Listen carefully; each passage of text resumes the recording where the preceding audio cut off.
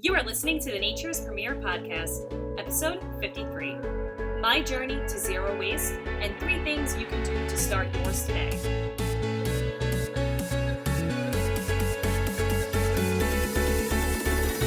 Here on the Nature's Premier Podcast, we talk about everything from bees to babies and sustainable living. Join us while we talk about natural parenting and different ways to live a more sustainable lifestyle for ourselves and our future generations to come. Now let's begin. Good morning, everybody. Welcome back to another episode here on the Nature's Premier Podcast. I am your host, Brooke Nichols, and I am excited to be here with you all today. Thank you so much for tuning in to another episode. Now, before we begin, this podcast is sponsored by Nature's Premier Diaper Service, New York's cloth and compostable diaper service, providing families throughout Long Island and New York City with a healthier way to diaper their babies. Check them out at www.naturespremier.com to learn more. Now on to the show. One of the most frequently asked questions that I get in my personal and professional life is about the zero waste movement. People ask me all the time, how did you get started with zero waste? Or what is zero waste? And do I qualify as someone that can do zero waste? Before we get started with today's episode, I just want to say that zero waste, that term, is more than just like a clutch term that was coined by eco-friendly companies. Behind that term is a huge, huge movement. And first we have to start with the fact that zero waste is not just a hashtag. It literally means to reduce the waste that you put out into your life, right? Put out into your home, to reduce your eco footprint. The internationally accepted peer-reviewed definition adopted by the Zero Waste International Alliance of 2014 explains that zero waste is a goal that is ethical, economical, efficient, and visionary to guide people in changing their lifestyles and practices to emulate sustainable natural cycles, where all discarded materials are designed to become resources for others to use. Zero waste means designing and managing products and processes to systematically avoid and eliminate the volume and toxicity of waste and materials, conserve and recover all resources, and not burn or bury them. Implementing zero waste will eliminate all discharges to land, water, or air that are a threat to planetary, human, animal, or plant health.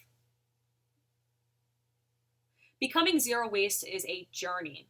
It literally is a long, long journey, and it's something that a lot of people don't perfect, but the more you do, the more you adopt. And that's just kind of with anything in life. You know, a lot of people also talk about like natural parenting, right? You have families that are pregnant with their new baby, or they're having their first child, having their 4th child, and they want to adopt a more natural parenting lifestyle.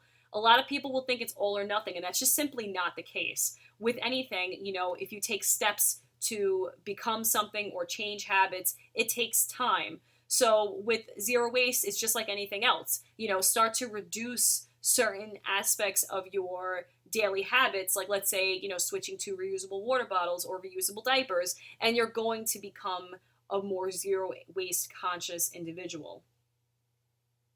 Now, for those of you who are like, okay, what's the deal with zero waste, Brooke? You're always rambling. You know, let me talk to you a little bit about why it's so important and share some horrifying waste management statistics and facts about landfills. Now, we talk about landfills because what we use is what we throw out, right? Like, unless you're throwing it into a compost, if you're eating food or you're reusing something, if you're consuming a product that you're finished with aside from food, or food included, you are going to be throwing that out into the garbage. So this was actually an article written by johnrefuge.com, and it talks about some horrifying waste management statistics and facts about landfills that'll kind of give you the idea of why this movement has grown, why it needs to grow, and what you can do to join it. Reports show that Americans generate between 250 and 400 million tons of garbage each year, all of which requires landfill space. 53.4% of paper products are recycled in the United States. While this is a huge improvement over years before, there is still 50% almost more room for improvement. The average office worker uses over 500 paper cups per year. Think of the impact of reducing this by only half. The amount of waste generated has tripled since 1960. The United States has the highest amount of waste generated per person of any country at an average of 4.6 pounds a day. Only around 1/10 of solid garbage in the United States is recycled each year. Despite this seemingly low rate, this is still an increase of around 100% over the last decade. We are certainly making improvements. Each year, around 100.2 billion plastic bags are used by Americans. In the Pacific Ocean, there is a plastic island twice the size of Texas that was created by dumping waste into the ocean. And we talked about that on the Great Pacific Garbage Patch introduction episode. And that was mainly about microplastics, but there are literal islands, you guys, just Google it.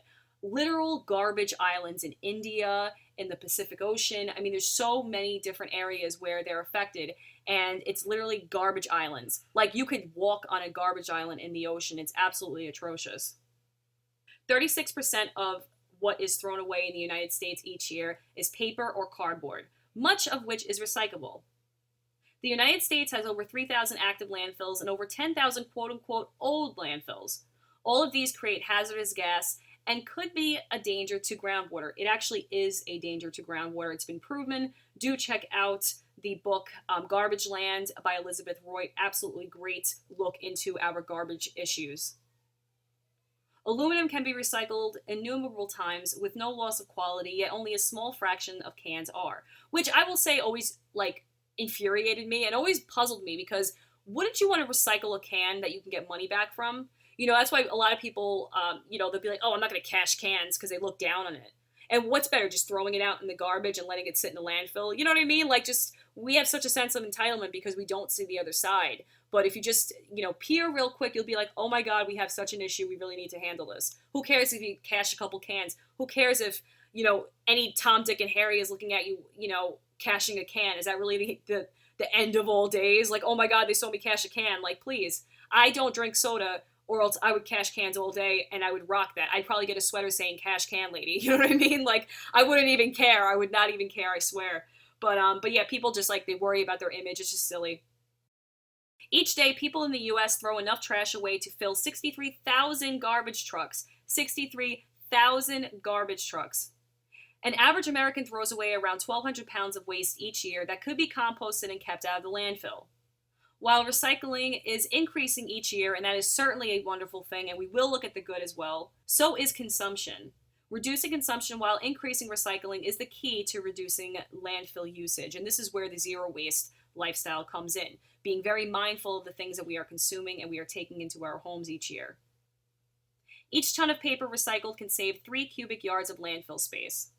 During the time between Thanksgiving and New Year's Day, an extra 1 million tons of waste is generated per week. I'm going to read that one more time. During the time between Thanksgiving and New Year's Day, an extra 1 million tons of waste is generated per week. Freaking insane.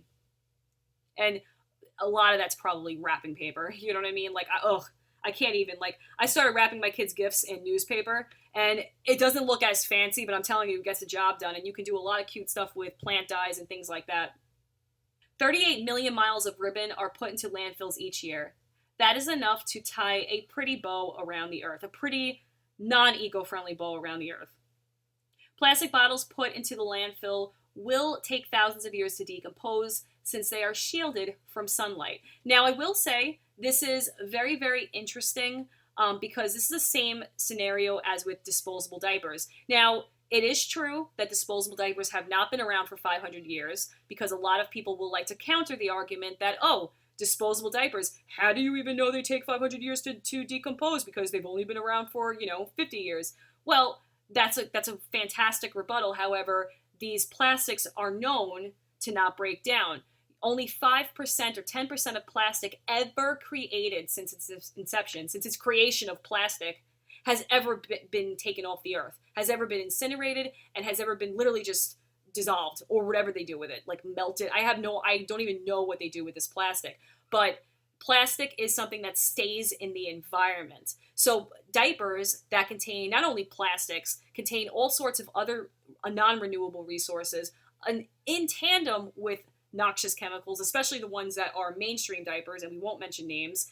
Those have, these human contents wrapped inside of them, and then they're thrown in a tight little ball inside of a garbage bag that's also encased in plastic and getting thrown into a landfill. So you bet your bottom dollar that diaper is not seeing the sun for possibly 1,000 years. I mean, let's keep it 150% with you all today. Like, that is the situation. So people want to remain ignorant. People want to say different things. But at the end of the day, garbage landfills do not break down. They are not an anaerobic environment to have the sun break them down. The fact of the matter is, like, even if disposable diapers could break down, it still would take a lot of time.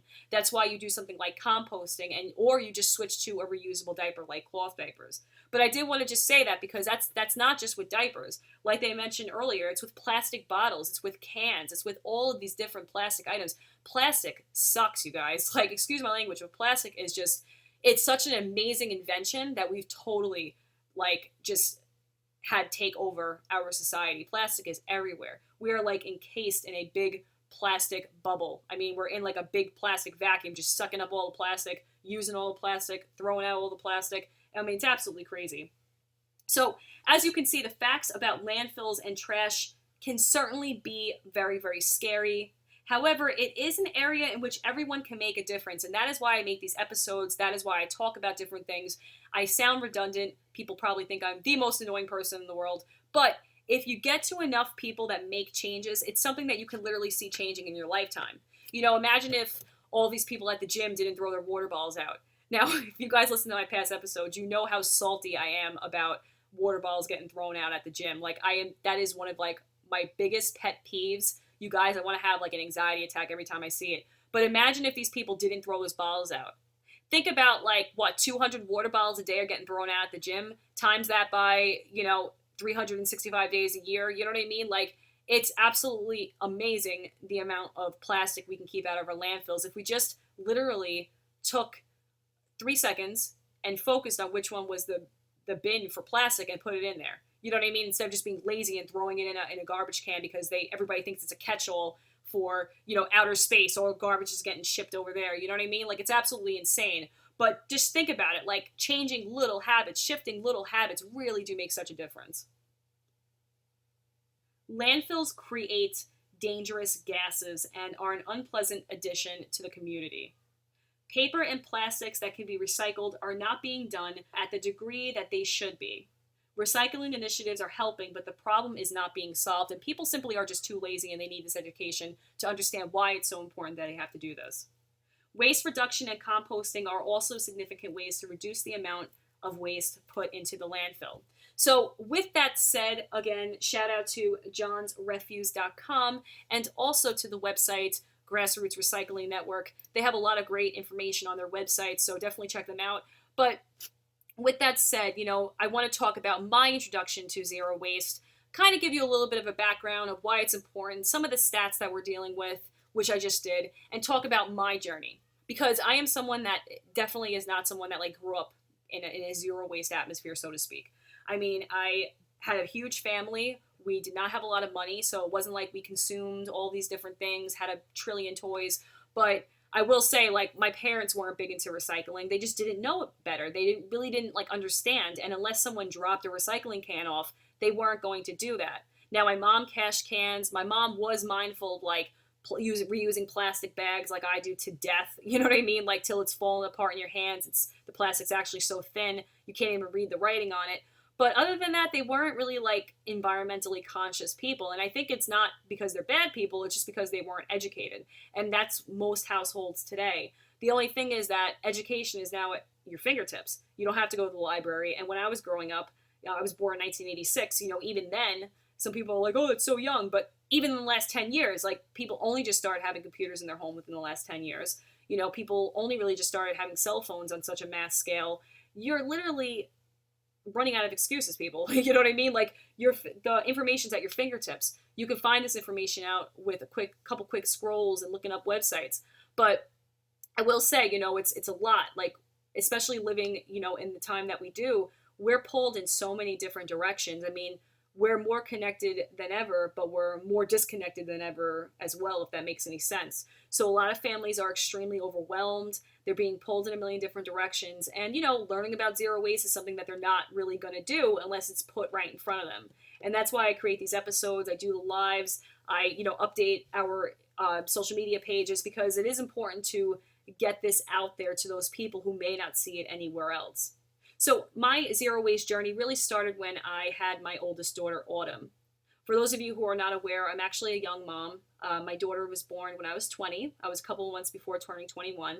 And, when I had her, it really was a very pivotal moment in my life. I felt like, okay, here I am taking care of this little girl. She's the light of my life, and I am everything to her, right? And me and my husband.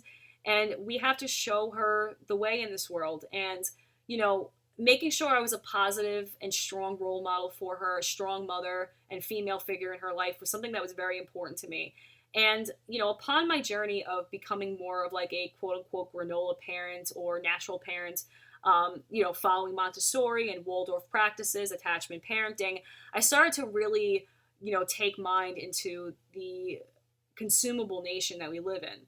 It started really when I started cloth diapering from when she was a day old.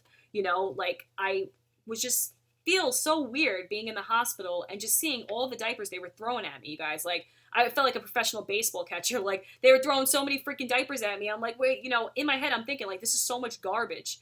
And I remember thinking that before I read it on sites, before I saw it on Instagram, like obviously Instagram wasn't even a thing, I don't think 10 years ago. I'm not even sure. But, I just was something that was like in tune with me, because I was always the kid to collect bottle caps. I was always the kid to reuse things till they broke, or till they couldn't be used anymore. And I always believed in that, but I didn't know it was something like zero waste was actually a thing until I really started to, be extremely mindful of the waste that I was generating, of the waste that I was getting, even just not in the form of waste, in the form of gifts, right?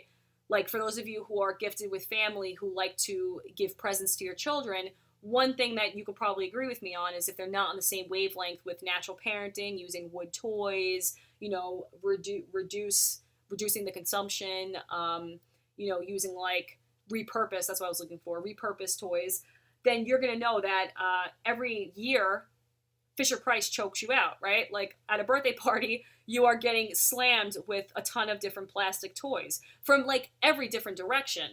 And it started to really take a toll on how I was structuring my home. I started to feel like, okay, I feel guilty getting rid of these toys because I know they're going into the garbage.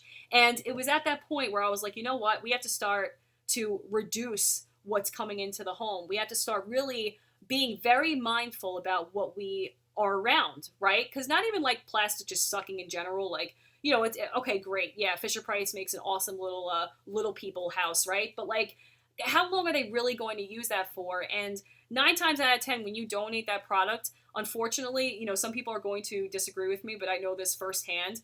When a child gets a secondhand toy, they might be out of the age range to really play with it, or they might not want it if it's dirty, or they just don't like it. The parents are going to throw it out. They're not going to let it like just hang around the home as like a Christmas ornament. You know what I mean? Like, so that's something to take into consideration. And I just felt like I had to start reusing things, like repurposing, mason jars. I just, for my wedding, right? For example, perfect example. I use mason jars for the layout of the tables at this farm that we got married at, me and my husband, back, like, I think we got married in 2008. I can't remember, don't tell him that. But, I use the mason jars on this as centerpieces. And I thought they were beautiful. And I remember I was like, oh, what am I going to do with this? Like, oh, just chuck them.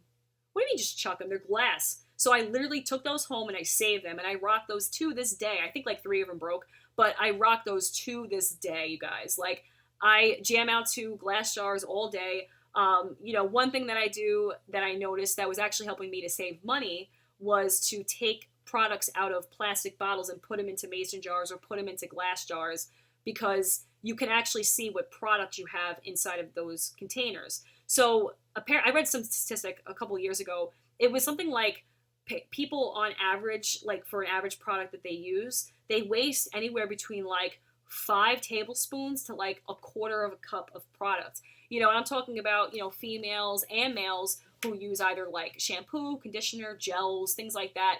You're wasting a lot of product if you're using it in a plastic container that's completely colored out. So like you can't see inside of it. So, I just these little things that I was doing were really starting to change my life. And it sounds silly, but I'm someone I suffer with obsessive compulsive disorder, like so bad, you guys. I should probably be on like, one of those shows. But the way I do it is very different. I'm extremely organized with certain things in my life, with like the way I run my house, and with the way that like I have things in a desk in order. Like I remember exactly what it is and like exactly where my pens are. Like I'm very super, super, super OCD with that. And I was finding that the more things that I was reusing that I felt like I had control over, the less anxious that I was. So like with plastic, if I had to like constantly throw out plastic, constantly recycle plastic, it just would bother me. The whole process of me like, taking in a product and knowing where it's going. Now it does sound crazy, but again, when you suffer from OCD, like you're very anxious about a lot of things. And one thing is I obsess over my environmental impact. I am always worried about what my footprint, like what kind of footprint am I leaving behind for my children and for the children in my community and for our world. I worry about the products that I use. Like I always think if someone gifts me, like my mom, for example, love her to pieces, but she'll buy me things that I would never buy. Like she'll buy me certain detergents I would never buy. We run a laundry service. We know the phosphates and the chemicals and just the different toxins that are in a lot of these commercial, laundry detergents. So she'll buy me like a whole thing from like Costco. And she's like, oh, it said eco on it. And it's like the most greenwashed container in the world, And you just read the label 3 seconds. Anybody who's well versed in the different ingredient lists, you just want to like throw up. You know what I mean? So, like she'll buy me that. And then if I use it on like my laundry because I feel guilty that she bought it for me and I'm not using it, like she spent her money and I'm not using it, I'll use it and then I'll feel bad because I'm like, oh, I know that's bad for marine life. Like I literally get so upset. So one way that I control my anxiety and I control the environment around me without being too psychotic and also really making it like a point to live zero waste is to use reusables in my house. I reduce my consumption. Big thing is by reducing the toys that come into my house, by reducing the amount of clutter that I have in my house, by, like instead of buying books, I always go to the library because I can give them back. I always try to like reduce what I could do because oftentimes like you buy something and then a year later you're throwing it out. You know what I mean? Like people have to be very, very, very mindful about what comes into their home because it's in their personal space and it does affect them spiritually, emotionally, and just physically their well-being. But another thing that's my reusing is reusing bottles. Again, I started a whole company based on the fact that I believe in reusing items, reusing cloth diapers. I believe in reducing the waste that we put into our landfills, and the easiest thing that you can do is to switch to cloth diapers because it really does make such a direct, severe, and sharp impact on your environmental footprint. I mean, the fact that babies use over 2,000 diapers a year, if you're literally switching that, like 2,000 diapers are going into the landfill. Sometimes more, sometimes less. These are averages. But imagine just switching to cloth diapers. You are saving thousands of diapers from going into the landfill. Times that by, let's say, 500 people.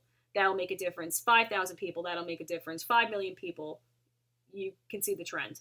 So it all makes a difference. And, that's one thing that you can directly impact, so doing that, I felt very good, starting the business, I felt very good because I knew for a fact I was reducing people's impact. I was really, starting to educate families on composting diapers, composting in general. You can live anywhere and compost. You can have a worm compost in your small New York City apartment, or you can have a sprawling compost bin center in the backyard of your Long Island home. Like, there's really no excuse. It's just the education that has to go out there. But that's some things that I did, right?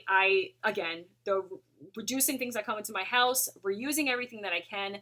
I am someone that buys secondhand a lot. I love buying secondhand. You find so many unique things when you buy secondhand, and I just felt like, one man's junk is another man's treasure type of thing. Now, I'm very picky on what I buy secondhand, but like toys, clothes, things like that, consignment shops, a lot of times you'll find real gems there. I'm someone that collects like the Lennox figurines. like they have this I forgot what it was called. They had like this Smithsonian collection. It was like these figurines from of animals from like the early 90s, and I have all of them except for like 3 of them. So if anybody has a giraffe, holler at your girl. But anyway, seriously, I really got to find that guy. But so like I do like collect those. So I'll reuse stuff. And a lot of times if I buy something, I'll like let go of 3 things. No lie, like I will literally let go of 3 things, and that's really started to catapult my journey of being in zero waste. Now when people look at me, they see I use reusable bags. I've been jamming out to reusable bags for years though, just because plastic bags are awful. I had one time I was walking across a ShopRite parking lot or a Stop and Shop parking lot, and both of my bags broke. And I was like, it was ridiculous, you guys. It was so bad. I was so upset. And I like that was years ago. I was traumatized. I had my 2 little girls in tow. So I was like, screw this, man. I'm just using reusable bags. And I have been for like years, probably for like a solid 7 years now. I just don't use plastic bags. I don't collect them at the store or even use the paper bags unless like I know I'm going to use them for my compost, and then I'll get a bunch. But like and that's the thing, the reusables is such a big thing. That's something that you can do to start your zero waste. So if you're someone that is like, okay, I want to start a zero waste program in my life. I want to become more zero waste. What can I do? I just went over some of the things that got me started and was starting like my journey, right? Of like dealing with my kids, dealing with their toys, dealing with their diapers, dealing with different areas, dealing with, using jars, using reusable bags, using reusable water bottles, using reusable straws. Like those are the things that you could start doing. So let's say you don't have any kids. What can you do there? Well, you can switch to reusable water bottles. That would be number 1. Reusable water bottles are my jam. I use them for everything. I use them for smoothies. I use them for juices. I use them for water. Carry around reusable water bottles. Like, don't waste them. Carry around jugs. Carry around mason jars. Who cares if someone thinks, oh, why is she carrying around a pasta can? Who cares? Who cares? Like, no one's going to know that I have a pasta sauce can. They're going to think it's some bougie type of mason jar. You know what I mean? Like, decorate it. Maybe paint it. Do whatever the hell you want to do to it. But to get out there and use reusables, you know what I'm saying? Like, starting to be conscious about the items that you reuse. Plastic bags are so easy. You can get them at Stop and Shop for literally 5 cents. You can get them for 25 cents. You get super bougie ones from like Whole Foods for like $2, like, and those will last you for years. I'm telling you, like, spending a little money up front to get a quality product is going to save you not only, time, energy, and, just space. It's also going to save trees. It's going to save landfill space. It's just going to make you, really conscious about how your actions affect the environment. And that's something that you could pass down to a friend, a relative, a mother, a parent, your kids. And I say them last because a lot of times people listen to the show and they're like, oh, you only cater to families. And that's not the case. We have singletons that listen to the show. We have people who are just interested in the environment that listen to the show. Thank you guys for listening. But it is heavy centered around families because we think that families, especially parents of young children, can make the most impact because they're raising the next generation. So this is why I talk a lot about, children and the impact that they have. And it is so, so, so important. But you can really like share this information with anybody. Aside from reusables, another thing that you can do is to, again, reduce your consumption of certain things. So like, buy less. Don't buy as many things that you don't need. Save counter space. Start becoming a minimalist. Start really focusing on what's coming into your life. Like, if you see a garage sale, don't spend $50 on a bunch of Chinese plates that you're not going to use, or like a jukebox that you don't have any CDs for, you know what I'm saying, or like records for, like, because I know people that'll just buy stuff because they think it's cool, and then it's sitting in the corner collecting dust, and it's just adding to their negative feng shui, you know what I'm saying? So like, that's another way you can become zero waste, is being mindful about what you bring into your home. Be mindful about what you bring into your temple. And your temple can literally be anything. I mean, you can live in a closet-sized space in Manhattan, like we mentioned earlier, or you can live in a big home. It doesn't matter the size of your home. It matters the quality. And, you don't need a lot of things to be happy. And that's a big aspect of zero waste. You want to really reduce the amount of things that you're using because, again, where is that going after you're using it? And if you buy something, think about the secondary life principle that it's going to have. Think about where it's going to go after you're done using it. And that is the biggest takeaway from this episode. If you buy something, where is it going to go when you're done? Is it something that you can reuse? If so, awesome. If it's something that you can't reuse, maybe you should think a little bit more about buying that. One thing is like styrofoam cups. That's like, ugh, like the cancer, right? Like of the whole consumable industry. I mean, styrofoam is just crazy bad, like so bad. And a lot of people love styrofoam because it retains the heat. But what they don't know is that something like a thermos cup, I bought my husband 3 thermos cups because he was using styrofoam like low key for years, and it drove me crazy when I found out. So I saw like went to borrow his truck, which was a mess. It had like pizza boxes and stuff, and I'm like, listen, like you need to clean up. And then I literally found like a thermos cup. I mean, really, like I felt like at that point I was like cheated on. I was like, oh my goodness, like how could you be using this? Like how bad it is for the environment. So I turned around and I bought him 3 thermos cups, and I'm telling you, he says it's like 1,000 times better than using a styrofoam cup, because it actually is something that you can reuse, and it's not creating more waste, and it just holds and retains heat for like 8 hours. It's freaking gnarly. Anybody that drinks coffee would appreciate something like that. Another thing is to learn to recycle. I have 3 children. I have a husband. I have a bunch of pets and a bunch of strays that I feed. Don't tell my neighbors. But, I generate a lot of waste. But a lot of the waste is either recycled or it's composted. So I'm really only putting out like a bag and a half, if that, of garbage every week. Sometimes less. I'm extremely mindful of what I'm putting out into the environment, of what I'm putting out, garbage wise, because that's something that we can directly control. And maybe because I'm also a control freak and I like to do certain things to know that I'm in control, know that I'm doing the best that I can for the environment. I'm real extra though too. Like if we have parties for my kids and someone throws out, like if I buy, let's say, a juice box, or if I buy soda like iced teas and stuff, and they throw out a can, I feel like that moment in like Carrie, that horror movie, like like I really freak out, and I'll get it out of the garbage. Same thing with like if they throw watermelons out. Just because like it sounds so silly too, even me saying it, and I make jokes about it, but I'm telling you, once you know what's going on in the environment, once you know how impacted our landfills are, you start getting crazy too. You know what I'm saying? Like when my kids were being diapered, my youngest one I did put in compostable sometimes, and she just had really sensitive skin, so she would break out in rashes when I use them. So I always stuck to cloth, and we did a lot of like the elimination communication, maybe because she was potty trained later than my older girl, so she kind of got it better. But when somebody would put a disposable diaper on, like a Huggies or something, not to name drop, but I would just like freak out. I'm like, oh my goodness, oh my goodness. And she'd always get like a red bottom. And, it just made me really super mindful of what was in these products and, what happens when you throw them out. And I just can't help but be such an empath. I am such an empath with the animals, with the environment, with other humans, with children, with my community. I just care like so much at such an irrational, deep level, I guess sometimes. But if I know what I'm doing is not the best, I'm always going to do my best to do better. You know what I mean? If that makes sense. So those are some tips. That was kind of a ramble of my journey in zero waste. It really happened just getting into parenting, wanting to do the best for my daughter, and learning more and more about different things, and it was kind of like attachment parenting kind of teamed up with the zero waste community, and now it's coming together. And that's part of what Nature's Premier does. We really do bring the convenience with the sustainability option. We really do want to teach families that they can do better for the environment and not have it be super inconvenient. Like you can use cloth diapers, not have to hand wash them and hang them out on a towel rack or whatever, like on a clothespin outside. You don't have to do those things. Like there's services that will help you, and there's also services that will educate you like we do.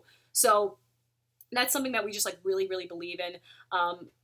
As the stats I read earlier, those are true. Unfortunately, there's a lot more stats I can get into that are a lot more scary, but just for brevity and, to keep it as PC as possible, I think those would suffice. Why the movement is growing so much, and I think people become very passionate when they know certain things that are happening. We see it on the political realm, especially as of late. A lot of people are becoming very passionate about certain things that our president and Congress is doing, and they're taking a stance. It's the same thing in the environmental movement. A lot of people will say, oh, animal rights activists, they're a bunch of maniacs. But like on the other hand, when you see what's going on in these slaughterhouses, when you see the rights that are being violated, when you see the fact that there are rarely any ethics, if any, with when dealing with animal agriculture. It infuriates you. It really does. It like strikes a chord in you. And sometimes people don't know how to really portray that in a more positive light. So I'm someone that does not judge in regards to that, and especially with the zero waste platform, there's a lot of people that, you know, they'll like sensationalize zero waste, and they'll like, I guess it's just the nature of like social media, right? Like they'll take super fancy pictures and paint zero waste in a way that is unsustainable for others. Like they'll show like craft and barrow, glass containers that are $30 each. Like obviously that's out of the realm for a lot of people, myself included. I literally get a dollar mason jar and it looks just as nice as those. You know what I'm saying? Like you don't have to spend a lot of money to reduce the environmental impact. You literally can do it on the cheap, do it on a shoestring budget, and you save money. So even if, like, let's say you're someone that lives on a tight budget, you can buy high quality items and not have it look like those pictures on Instagram, but still be making such a big impact. You know what I'm saying? Like, I'm just not really crazy about the idea that it's painted in such a way, like, that only people who have money can be zero waste because, oh, you can afford the expensive non-chemical, deodorants and things like that. But it's just simply not the case. Zero waste is far more than the brand that you're buying. Don't even look at brands. Just look at the chemical content. You can even use coconut oil. There's so many brands out there, you guys, like that you can buy, that you can patron. You can even make your own stuff. There is a whole section of zero waste of people that do not want to waste products, that want to use the products in their home, or that don't want to bring in plastics and bring in noxious chemicals, body care, skincare, cosmetic lines, things like that. And they make their own stuff. You know what I mean? Like it's whatever is in your realm and your focal point of the impact that you want to make on your life and the environment. That is what you go with. Never compare yourself to anybody else. We are all in this journey together and we're all doing our best that we can.